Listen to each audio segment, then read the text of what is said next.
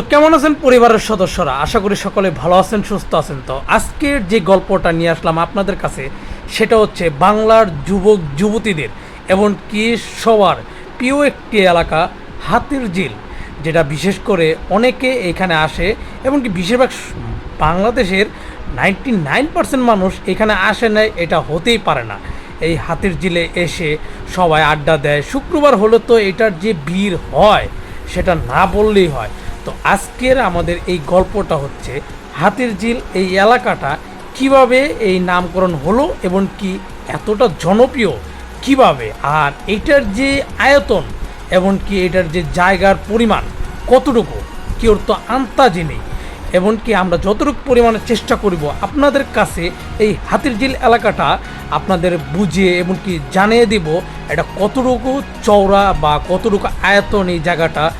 আর তার পাশাপাশি থাকবে এই হাতিরঝিল নাম করাটা মানে কি নাম কিভাবে আসলো সেটাও আপনাদেরকে বুঝে। খুবই মজার একটি নাম হাতিরঝিল, বাংলাদেশের রাজধানীর ঢাকার একটি এলাকা যা জনসাধারণের জন্য তৈরি করা হয়েছে উন্মুক্তভাবে।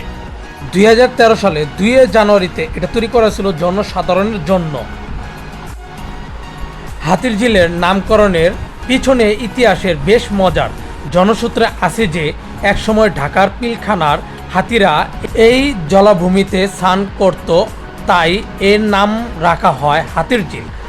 ভাওয়াল রাজ্যের পালিত হাতিদের এই ঝিলে নিয়ে আসা হতো এবং তারা এখানে স্নান ও পানি পান করত, যার এর নামের পিছনে একটি উল্লেখযোগ্য কারণ।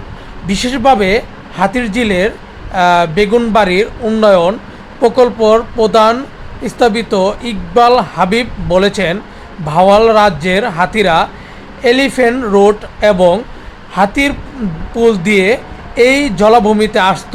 এই নামকরণের হাতির আনাগোনার থেকে হয়েছে, যেখানে হাতিরা এসে গোসল করত এবং পানি পান করত। ঐতিহাসিকভাবে হাতিরঝিলের ঢাকা শহরের একটি গুরুত্বপূর্ণ অংশ এবং এটি শহরের সৌন্দর্য ধরনের একটি গুরুত্বপূর্ণ ভূমিকা রাখে। ইতিহাস ঘেঁটে এটাও জানা গেছে যে ভাওয়াল রাজ্যের হাতিরঝিল সহ তেজগাঁও এলাকার অনেক ভূসম্পত্তি ছিল। অ্যাসিস্টেড হাতির পাল এখানকার ঝিলে স্নান করতেন বা পানি খেয়ে বিচরণ করত বলে কালের পরিমাণ এর নাম হাতিরঝিল রাখা হয়। এই প্রকল্প চালুর ফলে ঢাকার তেজগাঁও, গুলশান, বাড্ডা, রামপুরা, মৌচাক, ফার্মগেট, কারণ বাজার ও মগবাজার এলাকার বাসিন্দার এই পথ দিয়ে চলাচলের যাত্রীরা বিশেষ সুবিধা পাচ্ছেন। হাতিরঝিলের প্রকল্পর বনায়ন ও তত্ত্বাধীন করেছেন বাংলাদেশ সেনাবাহিনীর। এই প্রকল্পর অন্যতম মূল লক্ষ্য হচ্ছে বৃষ্টির পানি সংরক্ষণ। তার পাশাপাশি রয়েছে এটার যে প্রকৃতি এমনকি যে সৌন্দর্যময় ডিজাইনটি রয়েছে মানুষের কাছে মুগ্ধ করে তোলে। এমনকি আরও রয়েছে এখানে বাস কিছু কন্ট্রাক্টর পেয়ে যাবেন, মানে বলতে গেলে কি কিছু কিছু লাইনের বাস পেয়ে যাবেন। এটা আপনাকে পুরোটা চারোপাশ ঘুরে দেখাবে এমনকি আপনাকে সব কিছু বুঝেও দেখাবে। আপনার কাছে এতটা পরিমাণে ভালো লাগবে। খুবই কম টাকার ভিতরে আমরা বাসে চড়েছিলাম, আমরা চারোদিকটা ঘুরেছিলাম। জনসূত্রে ও আমরা যতটুকু জানতে পেরেছি অনলাইন অনুযায়ী 302 একর জমিতে এটা তৈরি করা হয়েছে।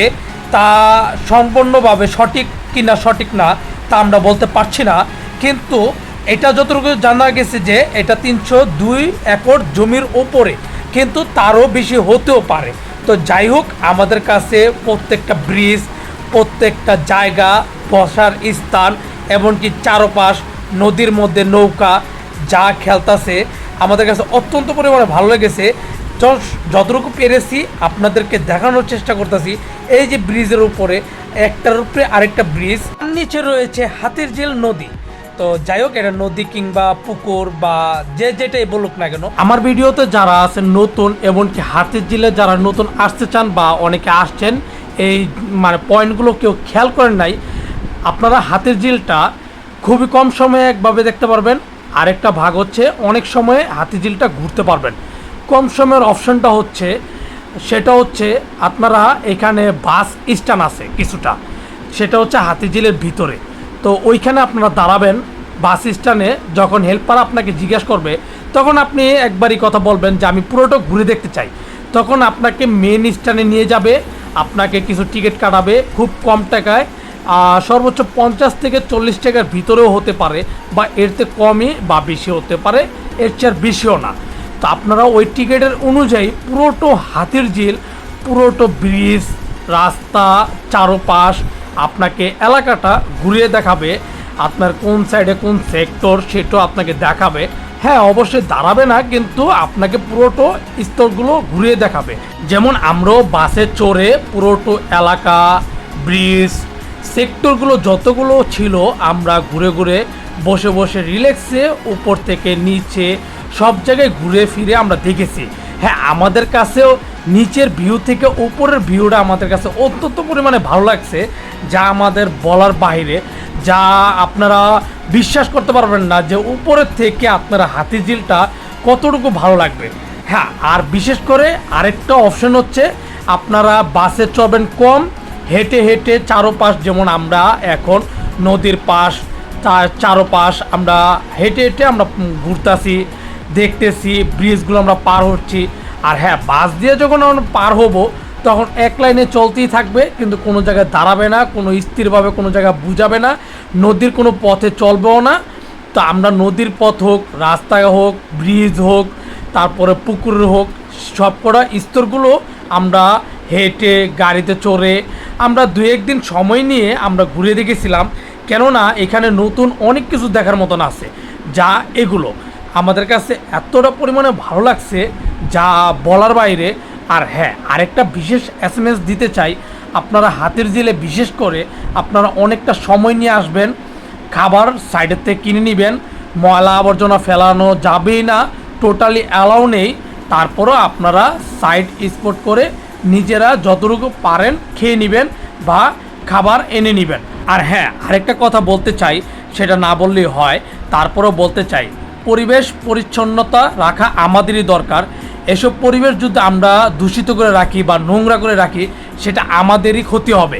কেননা বাংলাদেশের জনপ্রিয় ঢাকার একটি স্থান এটা, যা পরিবেশটা যদি নষ্ট হয়ে যায় অনেকে আসতে চাবে না, এখানে ঘুরে দেখবো না। বিশেষ করে গ্রাম অঞ্চল, তারপরে বিভিন্ন এলাকা থেকে, চিটাগং, রংপুর, বিভিন্ন এলাকা থেকে বিশেষ করে মানুষগুলো এই এলাকাগুলো ঘুরতে আসে। ঢাকার এইসব জনপ্রিয় যে জায়গাগুলো, এগুলো মানুষ চড়তে আসে, দেখতে আসে, বুঝতে আসে। বুঝতে বলতে কি, যে এত সুন্দর একটা এলাকা, এতগুলো মানে জায়গা নিয়ে এটা তৈরি করা হয়েছে, যে এটার ভিতরে অনেকে এখানে সময় কাটাতে আসে, মনের অনেকগুলো কথা থাকে সেগুলো এখানে শেয়ার করে, এখানে সময় কাটায়, দেখে সবার কাছে ভালো লাগে। তা আমাদের কাছে কেন আমরা যাব পরিবেশগুলো নষ্ট করতে? তো এইগুলো না বললে হয়, তারপরে বলে দিলাম। ঢাকা শহরে আমার দেখার মতো হবে এই জায়গায় যতটা জ্যামবিহীন আছে, মানে জ্যাম নেই বলতে গেলে হাতির ঝিল এলাকাতে, আমি অন্য কোথাও জায়গাতে বা অন্য কোনো এলাকায় বা অন্য কোনো জায়গায় আমি আজও পর্যন্ত দেখি নাই। কেননা এখানে আপনারা যখন আসবেন খুবই শান্ত শিষ্ট পরিবেশবিহীন, মানে বলতে গেলে কি গাছপালার উপরে ভেসে আছি। আমার কাছে এতটা পরিমাণে ভালো লাগছে যা বলার বাইরে। আর বিশেষ করে এখানকার যে পরিবেশটা গাছপালা দিয়ে ভরা চারোদিকে, মানে খুব ঠান্ডা একটা স্তর।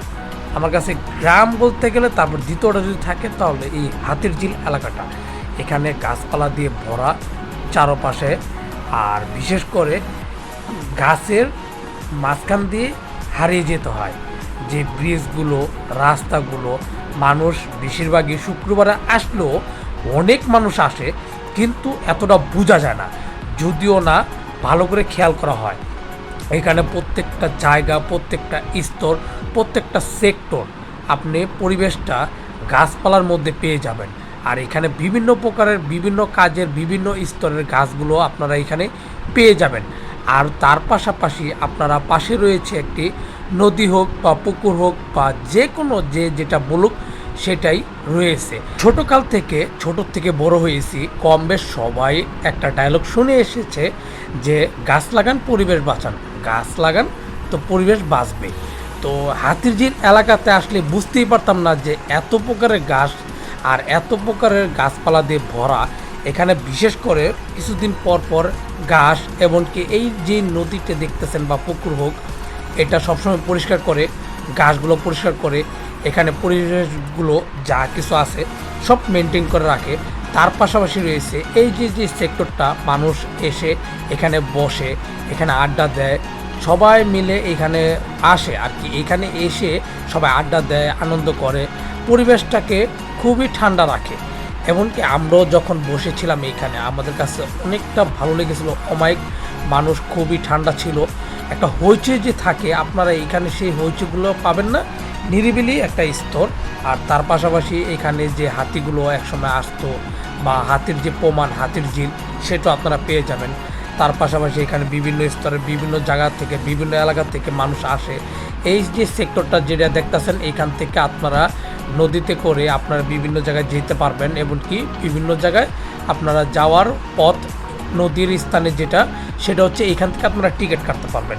এই কাউন্টারটা আপনারা বিভিন্ন এলাকায় পেয়ে যাবেন। আমরা বিভিন্ন এলাকায় ঘুরে দেখেছি, বিভিন্ন সাইডের সেক্টরগুলোতে এই নদীর বোর্ডের যে বা নৌকা, এগুলো চলাচলের জন্য বিভিন্ন সেক্টরে টিকিট পয়েন্ট রেখেছে। তার পাশাপাশি রয়েছে বাসের কাউন্টার। আপনারা বিশেষ করে এখানে দুইটা সেক্টর পেয়ে যাবেন, একটা হলো বাস কাউন্টার, যেটা আপনার চারপাশে ঘুরতে পারবেন, আর দ্বিতীয়টা হচ্ছে নদীতে নৌকা, বোট বা বিভিন্ন যেগুলো আছে সেগুলোতে আপনারা চড়তে পারবেন। তো আশা করি ভালো থাকবেন, সুস্থ থাকবেন, নিজের প্রতি খেয়াল রাখবেন।